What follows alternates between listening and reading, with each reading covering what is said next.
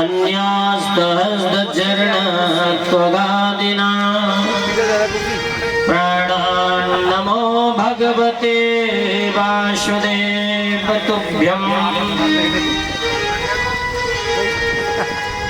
अस्ति स्वस्ति तरुणी करात्र विगलित प्रशूनां पेलुतम् वस्तु प्रस्तुत वेणुनादलैरी निर्वाण निर्व्याकुलम्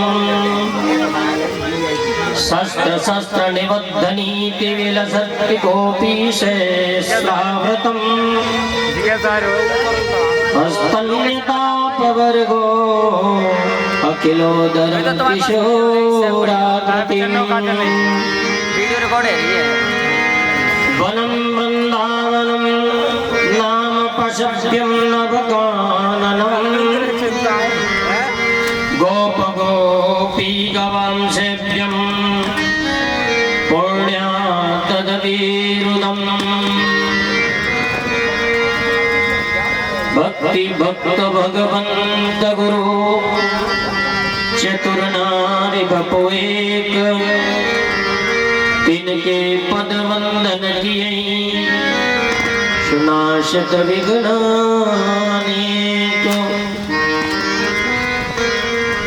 राधा तू वडभागिनी कौन तपस्या कीन तीन लोक तारण तरण शुभो तेरे आधीन राधा राधा कही तही सब व्याधा मिट जाए जैसे रवि के उदय से अंधकार मिट जाए। सर्वप्रथम मैया सरस्वती सर्वशक्तिमान जगताधार परम पिता नारायण भगवान को मैं प्रणाम करता हूँ। यहाँ पर ज्ञात अज्ञात रूप में विराजमान समस्त देवों को मैं प्रणाम करते हुए यहाँ पर मौजूद सभी माता बहनाएं सब भक्त लोगों को समस्त ब्राह्मण मंडली संगीत मंडली आदि सभी लोगों को मैं नमन करता हूँ।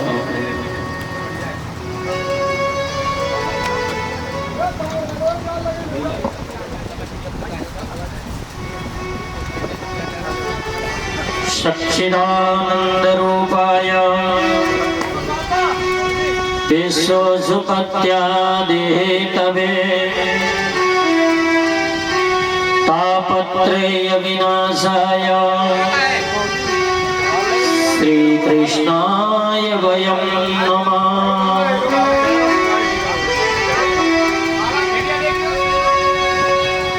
आप सभी से निवेदन है शांतिपूर्ण तरीके से अपना अपना स्थान ग्रहण कर लें। 2 मिनट हरि नाम संकीर्तन करते हुए हम आज की प्रथम दिवस की कथा में प्रवेश करते हैं। गोविंद बोलो हरि गोपाल बोलो गोविंद बोलो हरि गोपाल बोलो गोविंद बोलो हरि गोपाल बोलो गोविंद बोलो हरि गोपाल बोलो।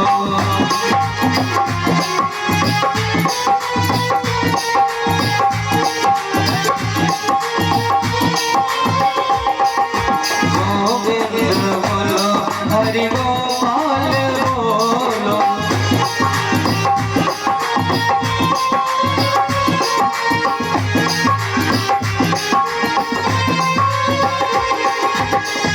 राधा रमण हरि गोविंद बोलो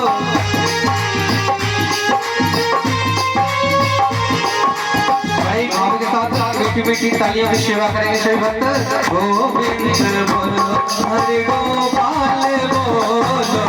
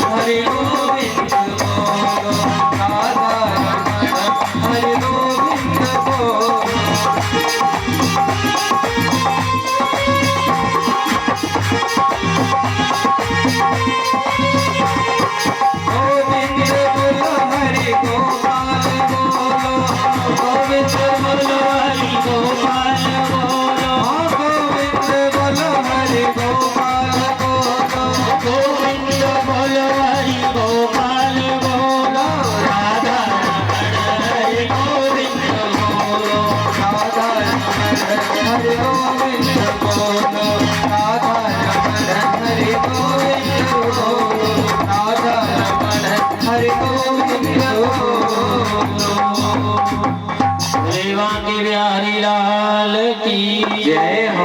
बोले शंकर भगवान की जय हो। बोले पार्वती मैया की जय हो। बोले गणेश जी महाराज की जय हो। बोले विष्णु भगवान की जय हो। बोले ब्रह्मा जी महाराज की जय हो। बोले बाबू महाराज की जय हो। बोले कारस बाबा की जय हो। बोले रामन बाबा की जय हो। बोले भूमिया महाराज की जय हो। बोले हनुमान जी महाराज की जय हो। बोले राजा रामचंद्र सरकार की जय हो। बोले सीता मैया की जय हो। बोले लक्ष्मण भैया की जय हो। बोले संत समाज की जय हो। बोले विप्र समाज की जय हो। अपने अपने माता पितन की जय हो। जय जय श्री राधे श्याम।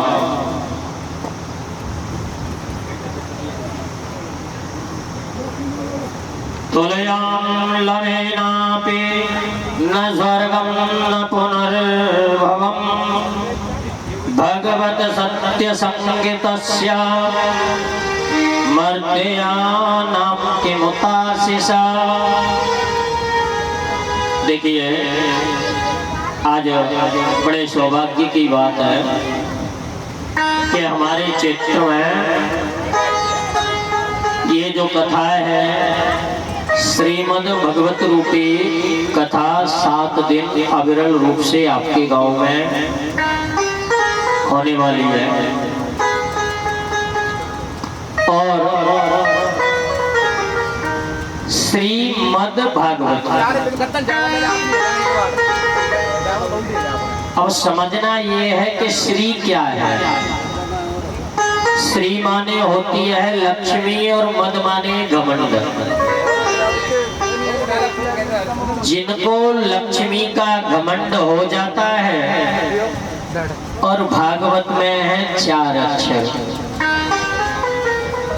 भ पहला, दूसरा ग, व और त। भक्ति ज्ञान वैराग्य। कई विद्वान तपस्या कर देते हैं और कई विद्वानों ने ता का अर्थ तरणी रहस्य भूमि भावुका। ये संसार से तरण तारण कराने वाली है। भांति सर्वलोकेषु सर्व गतिर्हयस्य। ये संसार से सभी प्रकार से, देखिए 2 शब्द है तामे, तरण और तारण। दोनों के अलग अलग अर्थ हैं। तरण होता है जीते जी हमें शांति मिलना। जीवन में जिसको सुन करके शांति मिल जाए वह भागवत है। और तारण होता है मरने के बाद भी जो हमें मोक्ष प्रदान करती है। हिंदू धर्म में, सनातन धर्म में 4 वेद, 6 शास्त्र, 18 पुराण। ये 18वां पुराण श्री वेद व्यास जी महाराज ने इसकी रचना की। इसमें 12 स्कंद हैं, 335 अध्याय हैं, 18,000 श्लोक। जब व्यास जी महाराज ने भागवत की रचना की, भागवत की एक और विशेषता है कि इसमें किसी देवता विशेष का कोई नाम नहीं लिया गया है कि जिसकी वंदना की गई है।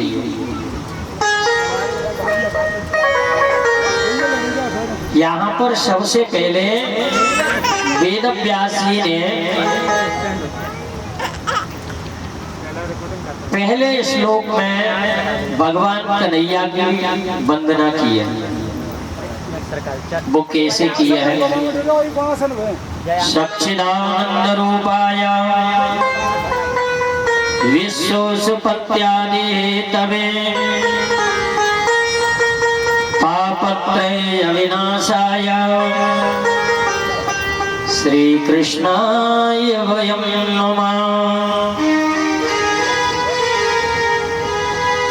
देखिए पहले श्लोक में भागवत के में सच्चिदानंद रूपाय, जो परमात्मा सच्चिदानंद स्वरूप है। सच्चिदानंद में 3 शब्द हैं, सत, चित और आनंद। परमात्मा कैसा है, इससे ये सच्चिदानंद शब्द से ही आभास होता है। सत का अर्थ होता है परमात्मा सत्य है, क्योंकि ब्रह्म सत्यम जगत मिथ्या, परमात्मा सत्य है, संसार झूठा है। संसार में हम और आप सब नाशवान हैं, केवल वही एक शक्ति ऐसी है जो हमेशा आज तक न तो जिसका नाश हुआ है न होगा आगे। तो परमात्मा सत्य स्वरूप है। दूसरा शब्द है चिद। चिद का अर्थ होता है प्रकाश। अच्छा एक बात बताओ, हम और आप लोग सबके लिए प्रकाश की आवश्यकता रहती है कि नहीं रहती? शाम को समय होए और अंधेरी रात्रि होए तो जिते का हमारे बड़े बूढ़े आते हैं टॉर्च की सहारा लेके। हमें प्रकाश की आवश्यकता है। दिन में यदि देखें तो हमें सूर्य का प्रकाश मिल रहा है, रात्रि में चंद्रमा का प्रकाश मिलता है। संसार के लोगों को प्रकाश की आवश्यकता है, लेकिन परमात्मा है वो स्वयं प्रकाशित है। क्योंकि परमात्मा के शरीर में करोड़ों सूर्यों के बराबर चमक है अकेले परमात्मा के शरीर में, तो वो स्वयं प्रकाशित है परमात्मा। उनको किसी भी प्रकार की आवश्यकता नहीं है प्रकाश की। तीसरा शब्द है आनंद। आनंद परमात्मा से जुड़ी वस्तुओं में मिलता है। संसार से जुड़ी वस्तुओं में हमें आनंद की प्राप्ति या अनुभव नहीं होता। हम और आप सामाजिक तौर पर कह भले ही नहीं, जैसे काऊ के जहाँ भोजन बनियो भोजन करियो हमने, तो 90% आदमी तो पूछो भोजन कैसे बनो, अरे महाराज चकाचक है, मौज आएगी। संसार की वस्तु है। और यहाँ जब पूछो अगर कथा ठीक होगी तो तुम संजय को यूं ही कह के जाके बोले पंडित जी आनंद आएगा। जय अगर तुम पूछें कि मजा आएगा कोई नहीं। परमात्मा की वस्तुओं में हमें आनंद की अनुभूति होती है और संसार की वस्तुओं में हमें जो अन्य चीजें हैं उन सब की अनुभूति हो सकती है। परमात्मा सच्चिदानंद स्वरूप है। देखिए श्लोक का अभी एक शब्द हुआ है सच्चिदानंद रूपाय। विश्वोत्पत्त्यादि हेतव, जो परमात्मा विश्व की उत्पत्ति का हेतु है, उसकी 3 प्रक्रिया है। अच्छा अंग्रेजी में कहते हैं गॉड, GOD। आजकल के जो बच्चा पढ़ रहे हैं वे बताते हैं GOD, गॉड माने भगवान। गॉड में 3 शब्द हैं। GOD, G का अर्थ होता है जनरेटर, O का अर्थ होता है ऑपरेटर और D का अर्थ होता है डेस्ट्रॉयर। परमात्मा का 3 काम है। परमात्मा क्या है? संसार की उत्पत्ति करना, पहला जनरेट करना। दूसरा कार्य है पालन करना और तीसरा कार्य है उसका प्रलय करना। तीनों कार्य ही अकेला परमात्मा करता है, तो इसीलिए वो विश्व की उत्पत्ति का हेतु है। सच्चिदानंद रूपाय विश्वोत्पत्त्यादि हेतवे। एक लाइन पूरी हुई। तापत्रय विनाशाय श्री कृष्णाय वयं नमः। जो परमात्मा तीनों प्रकार के तापों को नष्ट करने का सामर्थ्य रखता है, यदि हम उसका 1 मिनट भी भजन करें 24 घंटे में, तो हमारे तीनों प्रकार के ताप हैं वो नष्ट हो सकते हैं। 3 प्रकार के ताप कौन से हैं? दैहिक, दैविक और भौतिक। तीनों ताप हैं। दैहिक कहते हैं देह संबंधी, जैसे हमें कोई बीमारी हो गई, मलेरिया है, डेंगू है, चिकनगुनिया है, ये दैहिक है।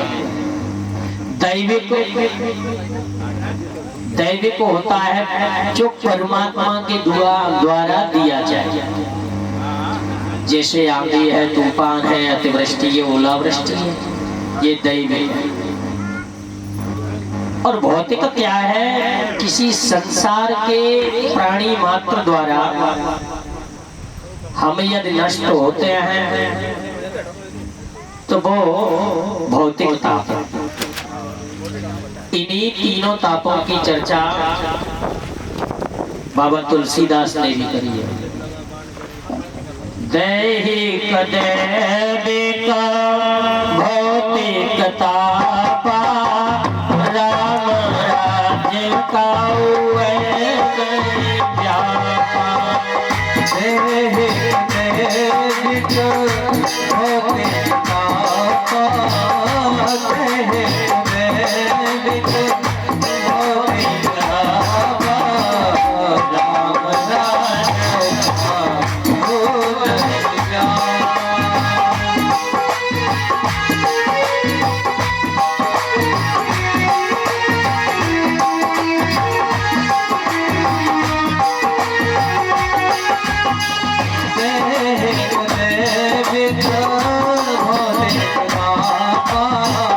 राम राज्य का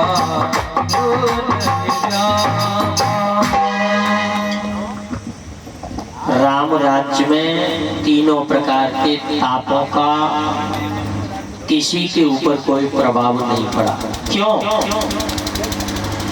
सब नर नरई परस्पर प्रीति, आपस में लोग प्रेम करते। श्री राम, आपस में लोग मिलजुल करके रहते और धर्म के अनुसार ही चलते थे। इस कारण से राम राज्य में किसी के ऊपर तीनों प्रकार के तापों ने कोई प्रहार नहीं किया। और ये तीनों प्रकार के ताप हैं अपने घर में जब भी शांति रह सकती है, जब तक हम परमात्मा का नाम लेते हैं। यदि परमात्मा का नाम सुबह शाम 10-5 मिनट भी लेते रहे तो हमें कहीं भागना नहीं पड़ेगा। नहीं तो कहता हूँ तो पंडित जी के जोर भगनो पड़े। बोले पंडित जी बताओ शनिचर तो ना चल, आओ भगत रूपी के जोर भजनों।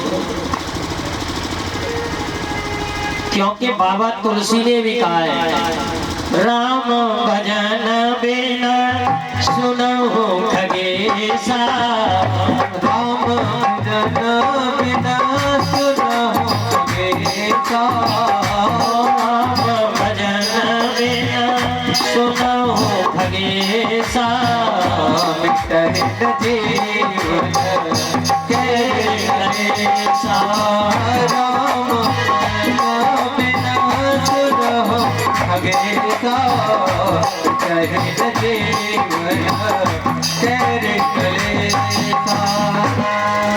बोले बाल कृष्ण भगवान की जय हो। बिना भजन के अपने यदि घर में, परिवार में या गांव में शांति चाहे नहीं हो सकती।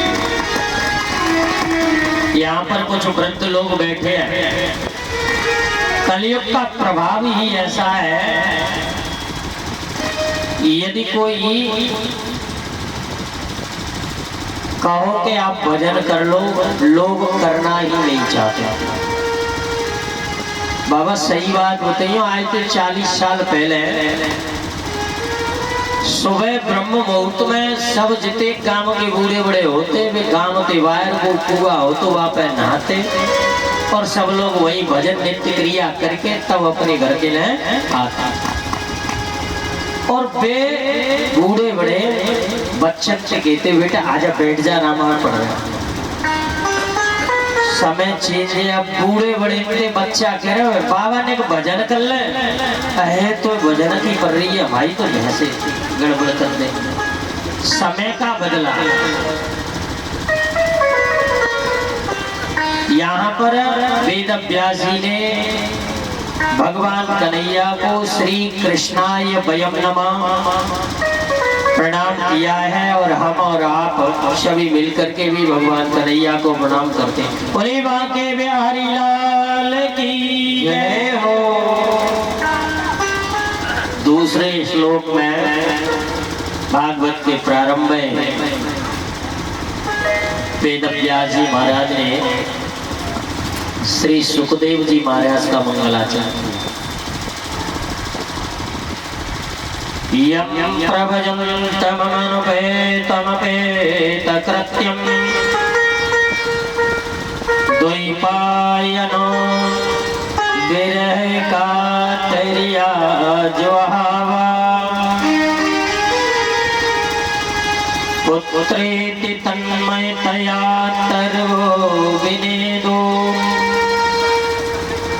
तं सर्वभूतहृदयं मुनिमानतोऽस्मि। और सुखदेव जी को वेद व्यास जी उनके पिता हैं, उन्होंने प्रणाम किया है सुखदेव जी को जो जन्म लेते ही और अपने नले को कंधे पर डाल करके घर से निकल पड़े हैं। 12 वर्षीय अवस्था जैसा प्रतीत हो रहा है। आगे आगे सुखदेव जी महाराज हैं, पीछे से पिताश्री दौड़ते हुए आ रहे। पुत्री तन्मयतया, अरे पुत्र रुको रुको, ऐसा कहते हुए पिताजी पीछे हैं और पुत्र आगे। नहीं लौटे, वो उत्तराखंड के जंगलों की तरफ चले जा रहे हैं। पीछे से पिताजी भी हैं, वो भी गए। जब एक जंगल से गुजरे तो वहां पर सर्वो विनेदो तम सर्वभूत हृदयं मुनिमानतोऽस्मि। वहां के सर्वो कहते हैं वृक्षों ने उनको जवाब दिया, बोले आप किसके पीछे भाग रहे हैं? आप जिसको अपना बेटा मान रहे हैं वो आपका बेटा नहीं है, आपके घर में रहने के लिए जन्म नहीं लिया है। इन्होंने संसार के उद्धार के लिए जन्म लिया है। आप अपने घर के लिए लौट जाइए। लेकिन मन नहीं माना और आगे बढ़े तो देखा है कि एक कुएं पर कुछ गांव की स्त्रियां हैं, वो स्नान कर रही थी। आगे सुखदेव जी महाराज गुजर करके गए तो उन स्त्रियों ने अपना जो नहाने का कार्य था उसमें कोई विघ्न नहीं डाला, उनको निकल जाने दिया। पीछे से जब इनके पिताश्री आए तो इन्होंने दौड़ करके अपने अपने वस्त्रों को पहन लिया।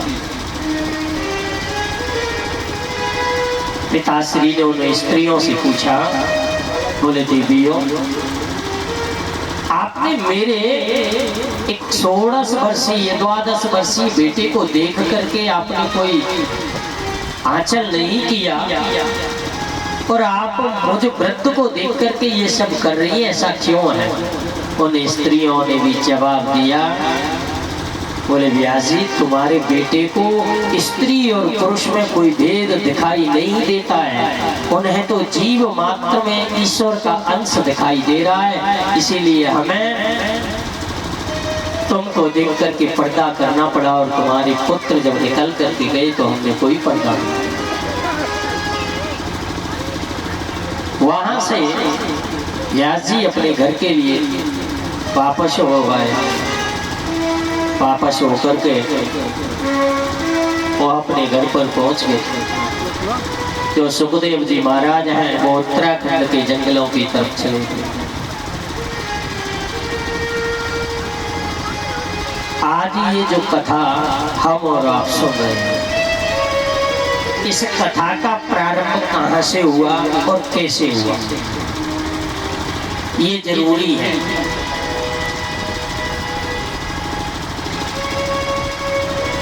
और ये कथा करने से क्या होता है, क्यों कराई जाती है।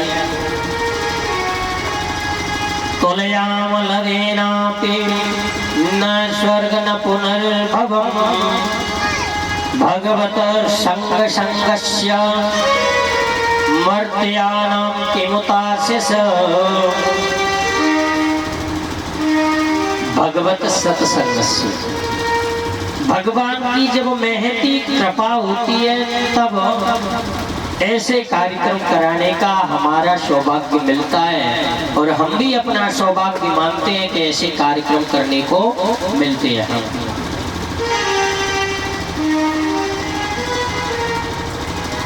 जन्मांतरेण भवेत् पुण्यम या पुण्यं लभ्यते, श्रीमद् भागवती वार्ता सुराणाम अपि दुर्लभम्। जब करोड़ों जन्मों के हमारे पुण्य उदय होते हैं, तब हम जाकर के कहीं सत्संग में ऐसी कथाओं में बैठते हैं। नहीं तो आज के जीव मात्र का जो मन है वह ऐसी चीजों में लगता ही नहीं है, संसार में अधिक मग्न है। सबसे प्रथम इस कथा का प्रारंभ जो नैमिषारण्य नामक तीर्थ है, जो आजकल यूपी में आता है,